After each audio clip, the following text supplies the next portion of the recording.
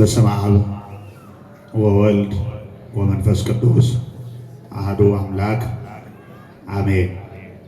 በስመ አብ ወወልድ ወመንፈስ ቅዱስ አሐዱ አምላክ አሜን። ቸርነትህ የማይነገር ምሕረትህ የማያልቅ በሕይወት ጠብቀህ በጤና ቆይተህ ለዚህ ቀን ያደረስከን አምላካችንና አባታችን ቅዱስ እግዚአብሔር ሆይ ክብርና ምስጋና ላንተ ይሁን። የተከበራችሁ ሊቃውንተ ቤተ ክርስቲያን፣ አበው ካህናት፣ ወንድሞች ዲያቆናት፣ የሰንበት ትምህርት ቤት ልጆቻችን፣ በዘማሬ የምንወደው ወንድማችን ዘማሪ መምህር ዮሐንስ፣ እንዲሁም ለረጅም ዘመናት በክራር አገልግሎት የምታገለግለን ወንድማችን ዘማሪ ተስፉ፣ እግዚአብሔር የሚወዳችሁ እግዚአብሔርን የምትወዱ በምሕረቱ ተጠብቃችሁ በቸርነቱ ተጎብኝታችሁ ለዚህ ዕለት የደረሳችሁ አባቶቼ፣ እናቶቼ፣ ወንድሞቼ እና እህቶቼ ትንንሽ ሕፃናት ጭምር በእግዚአብሔር ፍጹም ሰላም እንዴት አደራችሁ? እንደምን አደራችሁ? እንዴት አረፈዳችሁ? በባህሪው ሞት በመንግስቱ ሽረት በዘላለማዊነቱ ህልፈት በፍቅሩ ወረት የሌለበት ከነ ኃጢአታችን ከነ ነውራችን ከነ በደላችንም እንኳ ቢሆን ዛሬም ሳይጸየፈን የምሕረት እጁን ዘርግቶ የይቅርታ ደጁን ከፍቶ የተቀበለን የአባቶቻችን አምላክ ቅዱስ እግዚአብሔር ስለማይነገር ስጦታው ስሙ የተመሰገነ ይሁን። እግዚአብሔር የተመሰገነ ይሁን። እንኳን ለጌታችን ለመድኃኒታችን ለኢየሱስ ክርስቶስ ለታላቁ ጾም ራሱ የባህሪ አምላክ ሲሆን ከሰማይ ወርዶ የሰውን አካል ተዋህዶ ከድንግል ማርያም ተወልዶ ሰው ሆኖ የጾመውን ጾም ለመጾም ለዋዜማው በሰላም አድርሶናልና እንኳን አደረሳችሁ።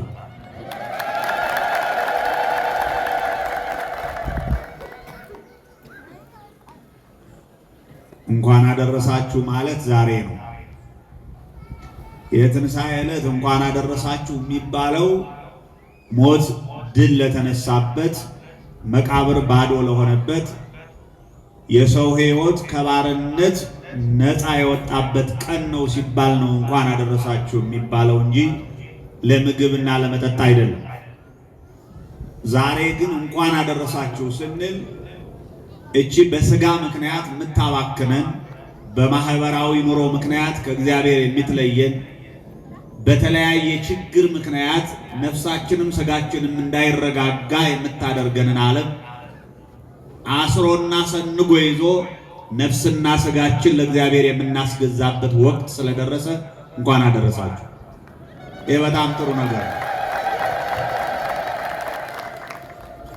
እግዚአብሔር ከሁላችን ጋር ይሁን። ደግሞ ጾማችንን በትክክል ጾመን ቅዱሳን አባቶቻችን በጾማቸው ምክንያት ያገኙትን በረከትና ዋጋ እንድናገኝ እግዚአብሔር ይርዳል። ለጥቂት ደቂቃ ነው የምንቆየው።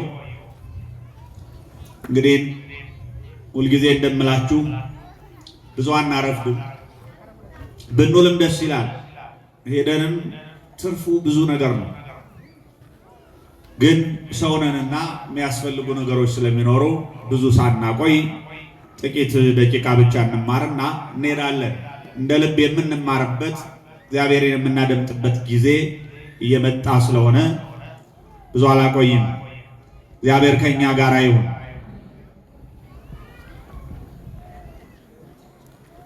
መንፈስ ቅዱስ የሞላበት ሰው በሉ። ይህን ቃል እስኪ መንፈስ ቅዱስ የሞላበት ሰው በሉ። ምን የሞላበት ሰው? ምን የሞላበት ሰው? መንፈስ ቅዱስ የሞላበት ሰው። በሉቃስ ወንጌል ምዕራፍ 2 ቁጥር 27 ላይ ያለውን ቃል መነሻ አድርገን ነው ጥቂት ደቂቃ የምንማር። ለአባቶቻችን ለቅዱሳን ነቢያት ሩቁን አቅርበው የማዶውን አሻግረው እንዲያዩ የትንቢትን ምስጢር የገለጠ ለቅዱሳን ሐዋርያት በአራቱም አቅጣጫ መከራውን ሳይፈሩ ሳይሰቀቁ በረሃብ በጥም በችግር መሃል ሆነው የክርስቶስን ወንጌል እንዲሰብኩ የስብከትን ጸጋ ያደለ በጊዜው በሰዓቱ ከተለያየ ችግርና ከተለያየ ውጣ ውረድ በቃሉ አርፈው ሰምተው መዳንን እንዳገኙት ክርስቲያኖች ዛሬም በመካከላችን ተገኝቶ ምስጢሩን ገልጦ መናገርንም መስማትንም ለሁላችን እንዲያድለን ፈቃዱ ይሆንልን። ልጆችን ያዝ አድርጉ እንደተነገረው ስለሚያስቸግሩ። መንፈስ ቅዱስ የሞላበት ሰው በዚህ የመጽሐፍ ቅዱስ ክፍል ላይ የምናገኘው ዛሬ በቅዳሴ ሰዓት የተነበበው ዕለቱም ዛሬ የካቲት 8 ነው። ልደተ ስምዖን ይባላል። ንገሩኝ እስቲ ምን ይባላል? ልደተ ስምዖን ማለት ስምዖን የተወለደበት ቀን ማለት ነው። ማን የተወለደበት ቀን? ስምዖን የተወለደበት ቀን። የ500 ዓመት ሽማግሌ የተወለደበት ቀን ነው ዛሬ። የ500 ዓመት ሽማግሌ ከ500 ዓመት በኋላ ዛሬ ተወልዷል። ምን ማለት ነው? ይህንን ነው አጭር አድርገን የምናየው። ይህ ሰው መንፈስ ቅዱስ የሞላበት ሰው ነው ይለዋል መጽሐፍ ቅዱሱ። እንዴት መታደል መሰላችሁ! እግዚአብሔር መንፈስ ቅዱስ ራሱ ስለ ሰዎች ሲመሰክር መስማት በጣም መልካም ነገር ነው። ሰዎች ስለ ሰው ጨምረውም ቀንሰውም ሊናገሩ ይችላሉ። ሰዎች ስለ ሰው እንደ ፍላጎታቸው ሊመሰክሩ ይችላሉ። ከወደዷችሁ በወደዷችሁ ልክ ይመሰክሩላችኋል። በተቃራኒው ከሆነ ደግሞ በዛው ልክ ነው።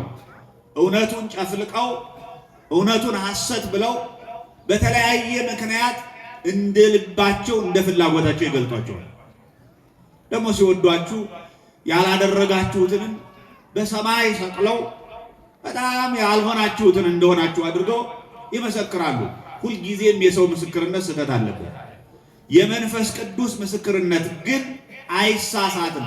ትክክለኛውን ነው የሚናገረው መንፈስ ቅዱስ። ለዛ ነው መንፈስ ቅዱስ አንዱን ሰው በመጽሐፍ ቅዱስ ክፍል ኃጢአቱንም ጽድቁንም ጽፎት እናገኛለን። ለምሳሌ ቅዱስ ዳዊትን ብናነሳ ቅዱስ ዳዊት እግዚአብሔር እንደ ልቤ ያለው ነቢይ ነው። እንደ ልቤ ብሎ ጽፎለታል። እንደገና በሌላ ስፍራ ደግሞ ቅዱስ ዳዊት በኃጢአት መውደቁንም ጽፎበታል። መንፈስ ቅዱስ አይዋሽም። ንገሩኝ በማርያም ማን አይዋሽም? መንፈስ ቅዱስ አይዋሽም። ትክክለኛውን የሚናገር መንፈስ ቅዱስ ነው። ይህን ምስክርነትም ለ500 ዓመት ሽማግሌ ሲመሰክር የምንሰማው መንፈስ ቅዱስ ነው። መንፈስ ቅዱስ የሞላበት ሰው እግዚአብሔር መንፈስ ቅዱስ በሙላት በሕይወታችን ኖሮ ተገኝቶ ሕይወታችን እንደሚገባ እንድንኖር፣ በሚገባ እንድንጾም፣ በሚገባን እንድንጸልይ፣ በሚገባን እንድንንቀሳቀስ፣ በሚገባን እንድንኖር፣ እንደ ፍላጎታችን ሳይሆን እንደ ፍላጎቱ እንድንኖር፣ እንደ ፈቃዳችን ሳይሆን እንደ ፈቃዱ እንድንኖር ሁላችንም መንፈስ ቅዱስ ይርዳል። ታሪኩ ቁጥር 22 ላይ ይጀምራል። የሉቃስ ወንጌል ምዕራፍ 2 ቁጥር 22 ላይ እንደዚህ ይላል። ወአመ ተፈጸመ መዋዕለ ንጽሕ በከመ ሕገ ሙሴ ወሰድዎ ኢየሩሳሌም ያቅምዎ ከመ ያቅምዎ ቅድመ እግዚአብሔር። እነሆ እንደ ሙሴ ሕግ እንደ ሥርዓቱ የመንጻታቸው ወራት በተፈጸመ ጊዜ በጌታ ሕግ የእናቱን ማኅፀን የሚከፍት ወንድ ሁሉ ለጌታ የተቀደሰ ይባላል ተብሎ እንደተጻፈ በጌታ ፊት ሊያቆሙት በጌታም ሕግ 2 ዋልያ ወይም 2 የርግብ ጫጩቶች እንደተባለ መስዋዕት ሊያቀርቡ ወደ ኢየሩሳሌም ወሰዱት። እንግዲህ ጌታ በተወለደ በ40 ቀኑ ነው። ዛሬ የካቲት 8 ጌታ በተወለደ 40 ቀኑ ነው ማለት ነው። በ40 ቀኑ እንደ ሙሴ ሕግ እንደማን ሕግ ነገሩን ያው በደንብ ስትሰሙ ተመልሳላችሁ። ትምህርቱም የሚገባችሁ እንደሱ ሲሆን ነው። አለበለዚያ ዝም ብሎ አንድ ሰው ተናጋሪ ይሆንና ሌላው ሰው ይቸገራል ማለት ነው። እንደማን ሕግ? እንደ ሙሴ ሕግ። እንደ ሙሴ ሕግ በሙሴ እንደተቀመጠው ሕግ።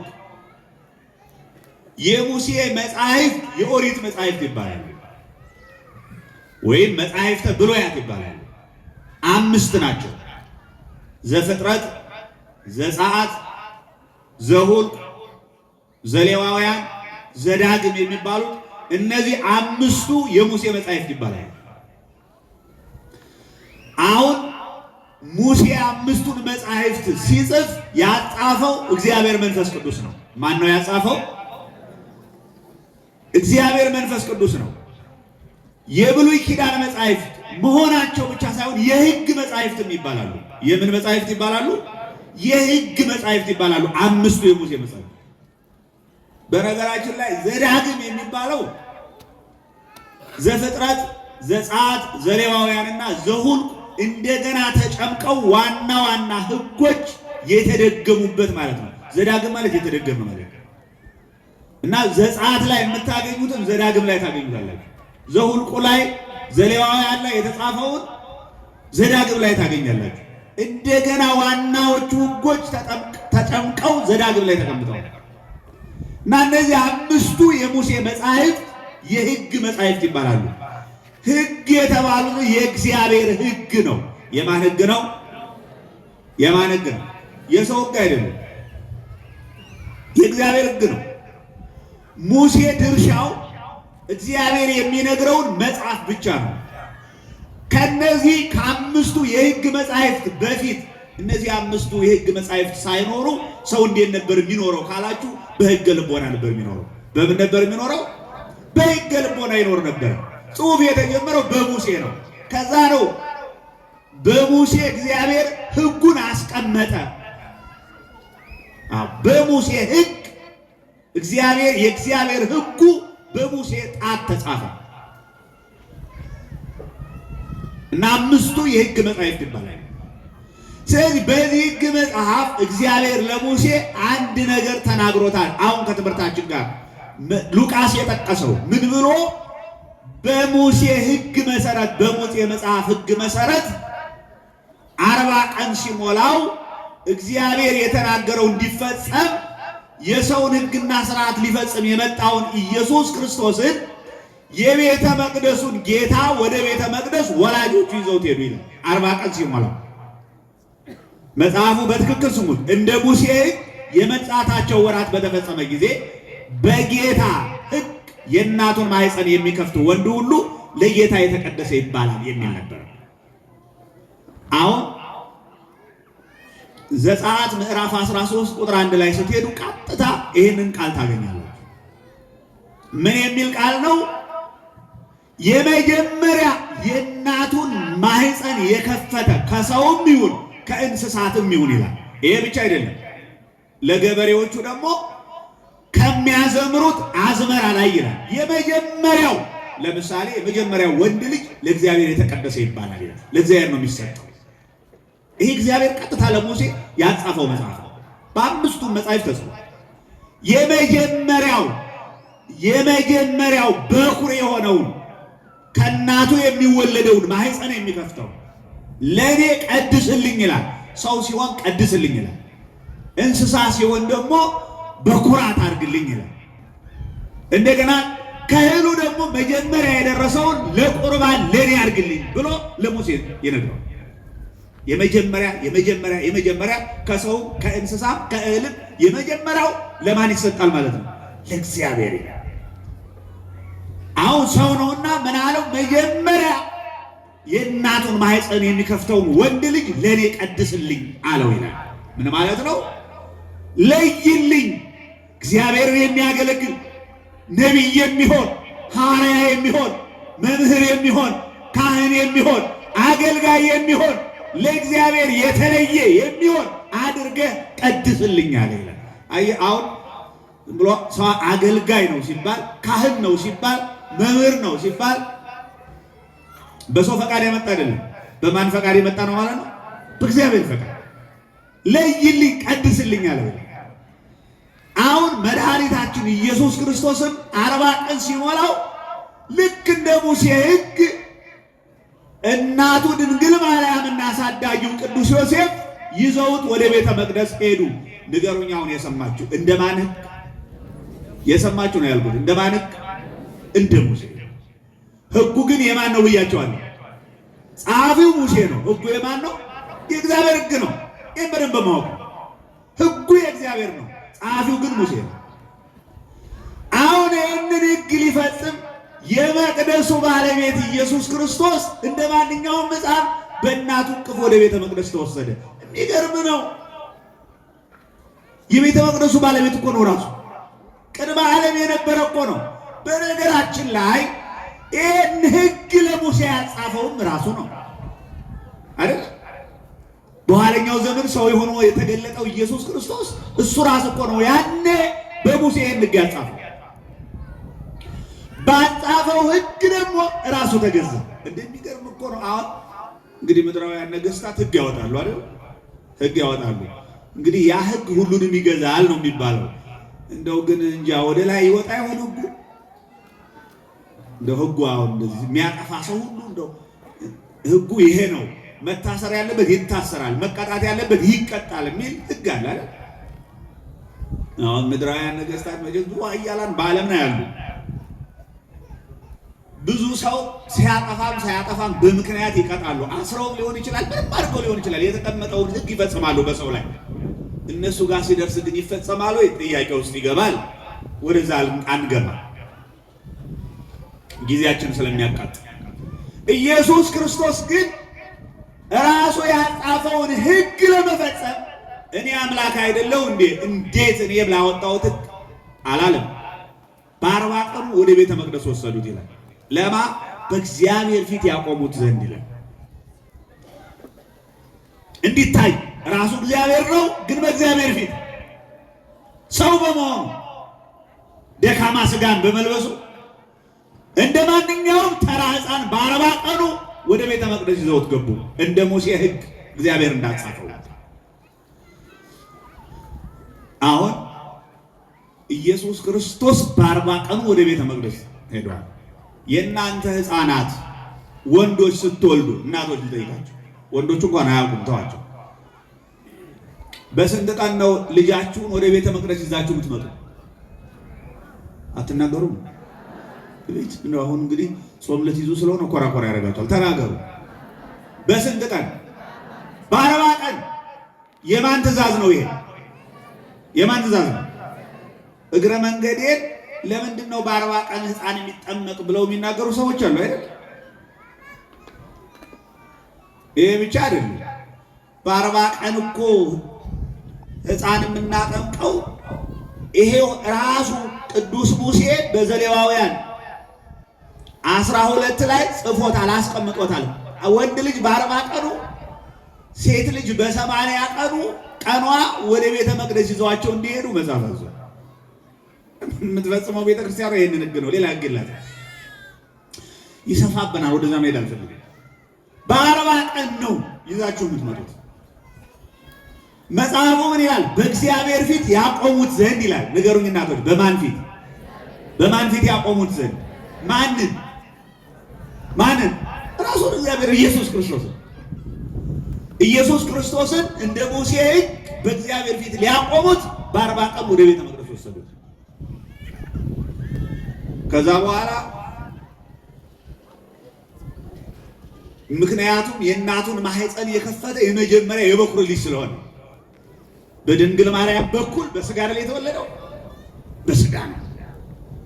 ቅድመ ዓለም ከአባቱ ያለ እናት ነው የተወለደው። ድህረ ዓለም ግን ከእናቱ ከድንግል ማርያም ያለ አባት ማህፀን ከፍቶ ስለተወለደ በድንግልና ነው የወለደችው። ግን ተወልዷል። እንደ ሕጉ ነው። እንደ ሕጉ እንደ ሙሴ ኢየሱስ ክርስቶስ የመጀመሪያ ልጅ በመሆኑ በ40 ቀን ወደ ቤተ መቅደስ ይዛው ሄደች። አያችሁ፣ በኩር ሆኖ የመጀመሪያ ልጅ ሆኖ ለእግዚአብሔር ተሰጠ። ወደ ቤተ መቅደስ ይዛው ገባች ይላል። በእግዚአብሔር ፊትም ቆመ ይላል። ልጆቻችን እንደ ሕጉ እንድንመራ እግዚአብሔር ይርዳል። አድርጎ የሚል አምላክ ነው ያለን። ሆኖ የሚል አምላክ ነው ያለን። ዝም ብሎ አይደለም። ይዘውት ወጡ። እነሆ በኢየሩሳሌም ወደ ቤተ መቅደስ ሲወጡ አንድ ሰው ስምዖን የሚባል ሰው ነበረ ይላል። አሁን ዮሴፍና ድንግል ማርያም ኢየሱስ ክርስቶስን ከቤታቸው ተነስተው ወደ ቤተ መቅደስ ይዘው ሲሄዱ ስምዖን የሚባል አረጋዊ ሰው ነበረ ይላል። ሽማግሌ ሰው ነበር። መጽሐፍ ቅዱሱ አልጻፈውም። በሌላ ታሪክ ላይ ምን ይላል? መንፈስ ቅዱስ ከቤቱ ቀሰቀሰው ይላል። ወደ ቤተ መቅደስ በዚህ ዕለት እንዲገኝ መንፈስ ቅዱስ ቀሰቀሰው፣ አነሳሳው መንፈስ ቅዱስ እና ይሄ ሽማግሌ እንደምን ብሎ በደቀቀ ሰውነቱ ቤተ መቅደስ ተገኘ። ወንበሩ ላይ ቁጭ ብሎ ስምዖን የሚባል ሰው ነበር። ይህም ሰው የእስራኤልን መጽናናት ይጠባበቅ ነበር። የማንን መጽናናት? አዎ፣ እስራኤል አዘንተኞች ነበሩ። በዓለም ተበትነው የሚኖሩ ነበሩ። እስራኤል የእግዚአብሔር ሕዝቦች ናቸው። ግን ሰይጣን በትኗቸው፣ ሞት በትኗቸው፣ ክፉ ነገር በትኗቸው በዓለም ተበትነው የሚኖሩ በነፍሳቸው ወደ ሲኦል በስጋቸው ወደ መቃብር የሚጋዙ ነበሩ። ስለዚህ የእስራኤልን መዳን ይህን መዳናቸውን የሚጠባበቅ አረጋዊ ነበር። ይሄ ሰውም ይቀጥልና ምን ይላል? ጻድቅና ትጉህ ነበረ። ምንና ምን ነበረ? አንደኛ ጻድቅ፣ እውነተኛ ማለት ሽማግሌ ነው። እውነተኛ ከአንደበቱ ሐሰት አይወጣው፣ ክፉ ነገር አያስብም፣ ክፉ ነገር አይናገርም።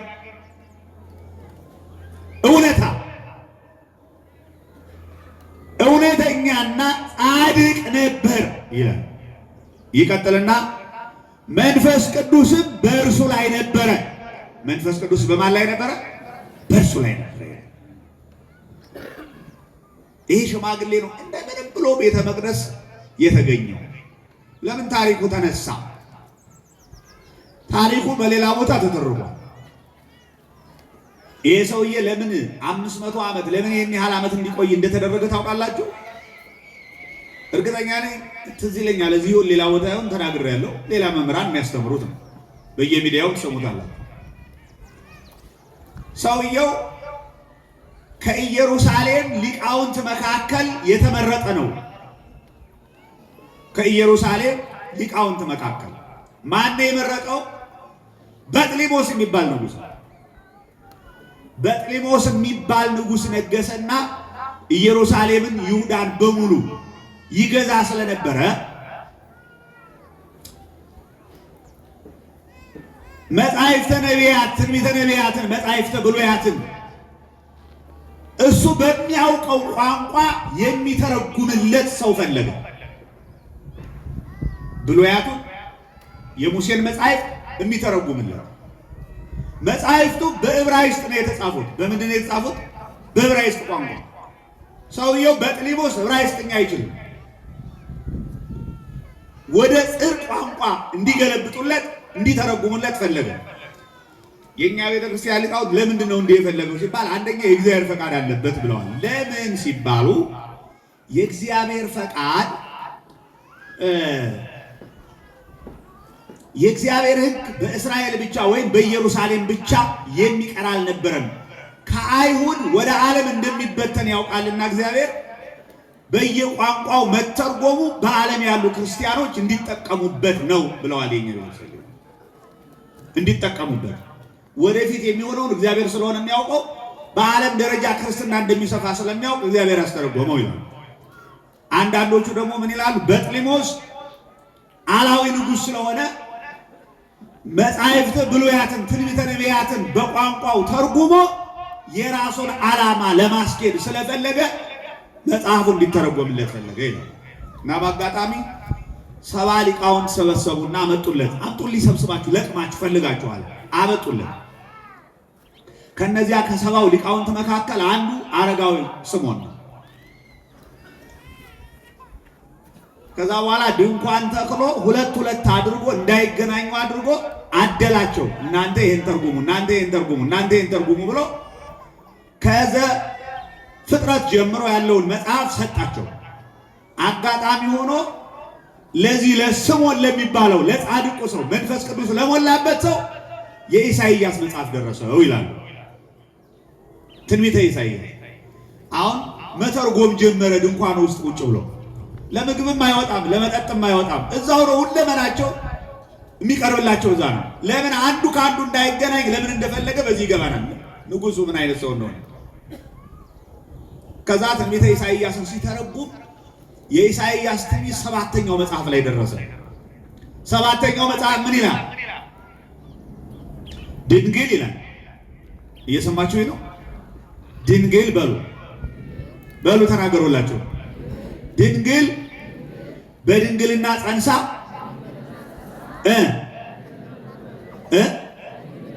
በድንግልና ተወልዳለች። ይሄን የሚለው በዕብራይስጥ ቋንቋ የተጻፈው የኢሳይያስ የትንቢት መጽሐፍ ነው።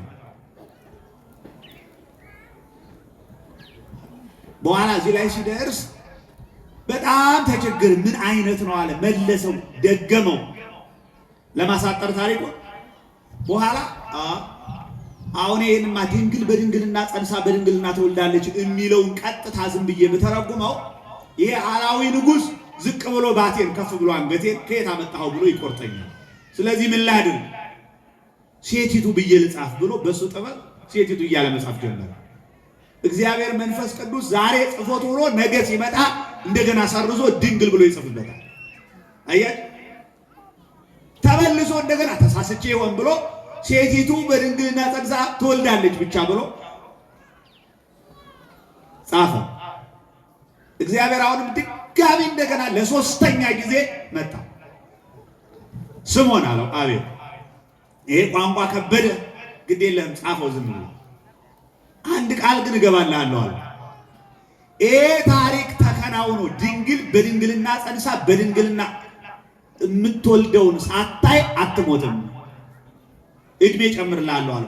ይሄን የተናገረው ክርስቶስ ሰው ሆኖ ከመወለዱ ድንግል በድንግልና ጸንሳ በድንግልና ከመውለዷ ከ3 ዓመት በፊት ከ300 ዓመት በፊት አያችሁ። ከዛ በኋላ ይሄ ሰውዬ እንደገና ስንት ዓመት ተጨመረለት? 300 ዓመት ተጨመረለት። በጣም የሚገርም ነው።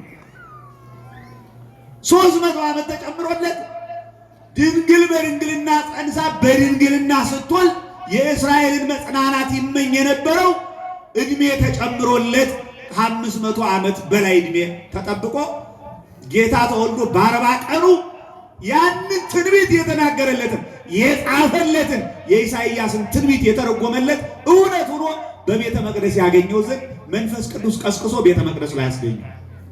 ድንግል ማርያም በድንግልና ጸንሳ በድንግልና የወለደችው ኢየሱስ ክርስቶስ ወደ ቤተ መቅደስ ይዛው ስትሄድ ተቀብሎ አቀፈው ይላል። ክብርና ምስጋና ለእግዚአብሔር ነው።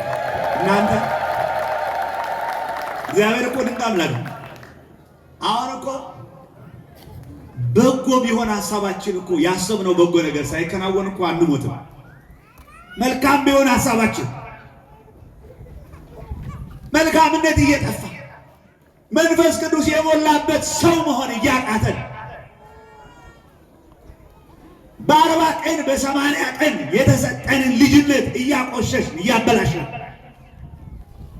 መንፈስ ቅዱስን እያሳዘን ነው እንጂ እናንተ መልካም ካሰብን በጎ ነገር ካሰብን ቅን የሆነ ነገር ካሰብን ዘመኑ ሩቅ ቢሆን እንኳን ዘመኑን እንደርስበታለን እንጂ አረፍተ ዘመን አይገታም።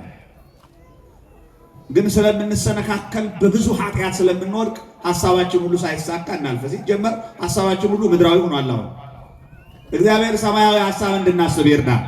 መንፈስ ቅዱስ የሞላበት ሰው ስለነበረ ለእግዚአብሔር በቅንነት የታየ ሰው ስለነበረ በእግዚአብሔር ፊት ቅንነት የተገኘበት ሰው ስለነበረ እግዚአብሔር እድሜ ጨመረለት፣ ዘመን ሰጠው፣ ረጅም ዘመን። ቅኖች ያድርገን እግዚአብሔር። አሜን አትሉ? አዎ አውቃለሁ። አሁን እናንተ እንደ ቅኖች አይደለን እንደ ስለምትሉ ነው አሜን የማትሉት። ቅኖች ያድርገን እግዚአብሔር። በጎች ያድርገን እግዚአብሔር። መልካም ሰዎች ያድርገን እግዚአብሔር። የጽድቅ ሰዎች ያድርገን እግዚአብሔር። ጥሩ እኮ ነው። አዎ በመንፈስ ቅዱስ ተጎብኝተን ስጋችንም ነፍሳችንም ለእግዚአብሔር የምናስገዛበት ምቹ የምንሆንበት ጊዜ እየመጣ ስለሆነ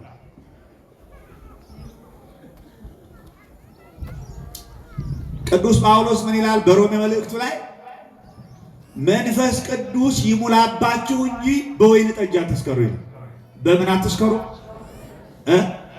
በወይን ጠጅ፣ በሚያሰክር መጠጥ አትሞላ። መንፈስ ቅዱስ ይሙላብህ ይላል ቅዱስ ጳውሎስ። በመንፈስ ቅዱስ እንጂ በወይን ጠጅ አትስከሩ ይላል። ዛሬም እኮ አያፍርም። ከነገ ጀምሮ እኮ እዛ መጠጥ ቤት የማይጠፋ ሰው አያፍርም። እንዲያው በጣም ያሳፍራል በእውነት። ሲጀመር ክርስቲያን ሆኖ አገልጋይ ሆኖ ተገልጋይ ሆኖ የእግዚአብሔር ልጅ ሆኖ ስራዬ ብሎ ገንዘብ ከፍሎ መጠጥ ቤት ገብቶ ነውር እኮ ነው፣ በጣም ነውር። ያው ደግሞ እንደው ከዛ አልፈን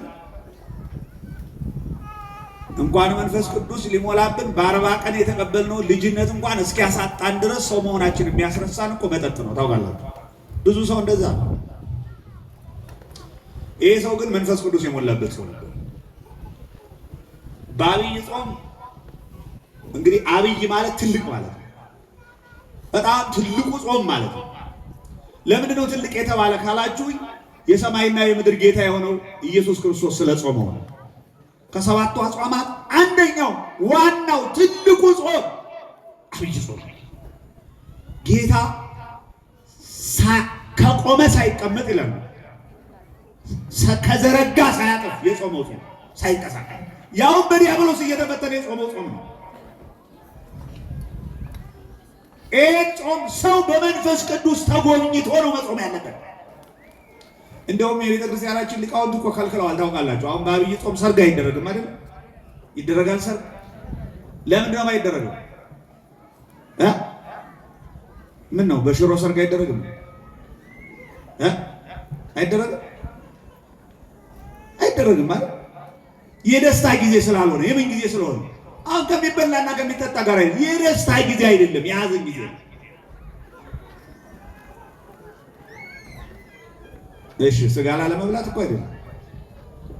አሁን የሚመስለን እኛ ጾም ሲሆን ስጋ ላለመብላት ብቻ ምን ጾም አይደለም፣ እንደዛ አይደለም። በአብይ ጾም እኮ ክርስትናም አይደገስም፣ ተስካርም አይደገስም፣ ድግስ የሚባል የለም በአብይ ጾም። እና ምን ይደረጋል? ሕፃኑ በ40 ቀኑ በአብይ ጾም በማንኛውም ቀን ይጠመቃል። ሰው መደገስ መዘከር ካለበት ጾሙ ሲያልቅ ነው የሚደገሰው። በአብይ ጾም ጭራሽ አልኮል የሚባል መጠጥ አይጠጣም። ሰው ስለሆነ ሰው በቀን አንድ ጊዜ እየበላ በቀን አንድ ጊዜ የተመጠነ ውሃ እየጠጣ ምጥን ያለ ውሃ እንደ ውሃ እንኳን እኮ እንደ ልብ አይደለም። መጽሐፍ ቅዱስ እኮ በጣም ይናገራል። በልክ ይሁን ይላል። ክርስትናችሁ በልክ። አሁን እኛ ከስጋ ነው የምንቆጠበው እንጂ ከሌላው ከበርቻቻ እኮ ገና እኮ ነው ገና። ትናንት የነበረው ሙሉ የነበረው መጠጥ ቤት ነገም ስንሄድ ያው ነው። ያሳፍራል። መንፈስ ቅዱስ በሁላችን ላይ ይደርብን። ከዚህ እንድንላቀቅ ትክክለኛ የሱባኤ ሰዎች እንድንሆን፣ የጾም ሰዎች እንድንሆን፣ የበረከት ሰዎች እንድንሆን መንፈስ ቅዱስ የሞላበት ሰው ስለነበረ ክርስቶስን አቀፈው ይላል። ተቀበለና አቀፈ። በጣም የሚገርመው ነገር ልክ ክርስቶስን በክንዶቹ ሲያቀፍ ይላል ያ የተንቋቋው የ500 ዓመቱ ሽማግሌ እንደ ወጣት ሰውነቱ ታድሶለት ተለውጦለት ብድግ ብሎ አፈፍ ብሎ ክርስቶስን አቀፈው ይላል። ክብርና ምስጋና ለእግዚአብሔር ይሁን። እና የኛ ቤተክርስቲያን ሊቃውንት ልደተ ስምዖን የተወለደበት ነው አሉ። አሮጌው ያ በጣም 500 ዓመት የነበረው ስምዖን የ40 ዓመት ወጣት ሆኖ ተለወጠ። የሚገርመው የ40 ዓመት ወጣት ሆኖ ሲለወጥ ስምዖን እንደው እግዚአብሔር እንዴት አይነት አምላክ ነህ! የ500 ዓመት ሰውዬ እንደገና አስነስተህ ወጣት አድርገኝ፣ ነገ እንደገና የምፈልገውን እንድሰራ አደረከኝ አላለም። አልጓጓም፣ እንደሱ አላጓጓም። ምን እንዳለ ታውቃላችሁ? ያን ጊዜ ከዛሬ 300 ዓመት በፊት የተናገርኩለት እውነት ሆኖ አይቼዋለሁና ድንግል በድንግልና ጸንሳ በድንግልና የወለደችው ለዘላለም ድንግል የሆነችው ከዛች የተወለደው የእስራኤልን መዳን አይኖች አይተዋልና ከዚህ በኋላ ሌላ ነገር ማየት አልፈልግም ውሰደኛ ሌላ ነገር እንዴት የሚገርም ሰው ነው። አንተን ባየሁበት አይኔ ሌላ ነገር እንዳላይ ውሰደኝ። ምን እንዳለ ታውቃላችሁ? አይኖቼ ማዳንህን አይተዋልና ባሪያህን በሰላም አሰናብተኝ፣ እኔ መኖር አልፈልግም አለ። ኧረ ተው እባክህ፣ እንዲህ ወጣት ሆነህ እንደገና እኮ መኖር ትችላለህ። እየነገድክ መኖር፣ እንደገና እያረስክ መኖር፣ እንደገና ሰው ሆነህ መኖር እኮ ትችላለህ። ኧረ እንደው አልፈልግም፣ እኔ አንተን አይቼ ከዚህ በኋላ ሌላ ነገር ማየት አልፈልግም፣ ሞቱን ተመኘ ይላል። ይህ ሰው ነው መንፈስ ቅዱስ የሞላበት። እግዚአብሔር እንዲህ አይነት በጎ ሀሳብ ለሁላችንም ያድለ። ክርስቲያኖች መጪው ጾም ይበቃናል። ጊዜው የጾም ወቅት ነው። እንለወጥ። ለውጥ ያስፈልጋል። በየዓመቱ እንሰበካለን፣ በየዓመቱ እንሰማለን። ዛሬ እንጠይቃቸዋለን። እኛ ቤተክርስቲያን ትጠይቃለች፣ እኛ እንጠይቃቸዋለን። መስራት የእናንተ ድርሻ ነው። ስንቶቻችሁ ለንስሐ ተዘጋጅታችኋል? እንግዲህ 55 ቀን ልትጾሙ ነው። ስንቶቻችሁ ብትደርሱ ቢያደርሰን እግዚአብሔር እድሜ ቢጨምርልን እግዚአብሔር የዛሬ 55 ቀን ለትንሣኤ ስንገናኝ ስንቶቻችሁ ንስሐ ገብታችሁ ቅዱስ ሥጋውን ክቡር ደሙን ለመቀበል ሽማግሌው ስምዖን ያየውን በዓይናችሁ ለማየት ስንቶቻችሁ ተዘጋጅታችሁ? ዝም ብሎ ከከብት ሥጋ ለመከልከል ከሆነ እሱ ጾም አይደለም። ምን የሥጋ ጉዳይ አይደለም ችግሩ፣ የነፍስ ጉዳይ ነው። የኛ ጉዳይ የነፍስ ጉዳይ ከሆነ ደግሞ ስምዖን ያቀፈውን ጌታ ማየት ለአንድ ክርስቲያን ግዴታው ነው። እኔ በጣም እኮ ነው የሚገርመኝ። ልንገራችሁ፣ ተስፋ ላስቆርጣችሁ አይደለም። መቼም እግዚአብሔር የተስፋ አምላክ ነው። እድሜ መጨመር ችግር የለበትም። 55 ቀን ጾሞ በ55ኛው ቀን በበግና በበሬ ሥጋ መፍታት ልንገራችሁ። ሰው ሲደክም ውሎ ከጧት እስከ ማታ ድረስ እንጨት ሲሰበስብ ውሎ ያለ ማሰሪያ መበተን ማለት ነው። ያለ ማሰሪያ ያስቡበት፣ ማሰብ አለባችሁ። ለምንድን ነው ሁሉ መከራ የሚያስፈልገው? ለምንድን ነው ቁጭ ብሎ መማር የሚያስፈልገው? ለምንድን ነው መጾም የሚያስፈልገው? ለምንድን ነው በጎ ስራ የሚያስፈልገው? ለምንድን ነው ንስሐ የሚያስፈልገው? ለምንድን ነው ቤተ ክርስቲያን መምጣት የሚያስፈልገው? ለምንድን ነው ቆሞ ማስቀደስ የሚያስፈልገው? ለነገሩ ትታችሁታል። ቆሞ ማስቀደሱ ነው እግዚአብሔር ይስጣችሁ። ትታችሁታል። አሁን ዛሬ የነበራችሁ ሰዎች 15 እንሞላለን ብላችሁ የለም ትታችሁታል። ችግር የለም። ዘና ብላችሁ ተኝታችኋል። እንደው የመጣ እንደሆነ ግን እንዴት እንደምንሆን እንጂ እግዚአብሔር ያውቃል። ብርድ እንዳይመታችሁ ለጥ፣ እንቅልፍ እንዳይቀርለጥ በዕለተ ሰንበት መንግስት እንኳን እንዳትደክሙ ብሎ ስራ ዘግቷል። በሰንበት እንደው የነፍስ ስራ ስሩ ብሎ እናንተ ለጥ ተው፣ ይበቃል። መንፈስ ቅዱስ በሁላችን ላይ ይደረብን፣ በእውነት ያነሳሳል። እንደው የሚገርም እኮ ነው። እና ቅድም ከርዕሰ ደብር ጋር እያየን ስናወራ መጽሐፉ ምን ይላል? እንደው ያ 500 ደካማ ሽማግሌ ሰውነቱ ያለቀ ያ እንዴት አድርጎ ያንን እሳት ነበልባሉን እንዴት አድርጎ ክንዶቹ እንዴት አቀፉት ይላል ቅዱስ ያሬድ ሲናገር። እንዴት ነው የቻሉት? ሰማይና ምድር የማይችሉት ያ መለኮት የሰው እጅ ሊነካው የማይችል መላእክት እንኳን በዓይናቸው ቀና ብለው ማየት የማይችሉት መለኮቱ ስለሚያቃጥላቸው ክንፋቸውን ዘርግተው የሚያመሰግኑት ጌታ እንዴት ያረጀ ሽማግሌ ክንዱ እንዴት አቀፈው ይላል። እንደው የሚገርም እኮ ነው። ቅዱስ ያሬድ እንዴት አድርጎ አቀፈው፣ እንዴት ተሸከመው፣ እንዴት ቻለው። እግዚአብሔር ያበርታን ሁላችን። ጾማችንን የጽድቅ የበረከት ጾም ያደርግልን። በሰላም በፍቅር በአንድነት በስምምነት በትሩፋት በበጎ ምግባር በንስሐ መልካም ነገር በማሰብ ነገን በመዘጋጀት እንድንጾመው እግዚአብሔር ይርዳል። 55 ቀን ጾመን በመጨረሻው የሆሳዕና የጸሎተ ሐሙስ የትንሣኤ አዳዲስ ንስሐ ገብተን ቅዱስ ሥጋውን ክቡር ደሙን የምንቀበል ክርስቲያኖች ያድርገን እግዚአብሔር። ሁላችሁንም ለዚያ ክብር ያብቃችሁ። የአረጋዊው በረከት ከኛ ጋር ይሁን። እግዚአብሔር ከሁላችን ጋር ይሁን።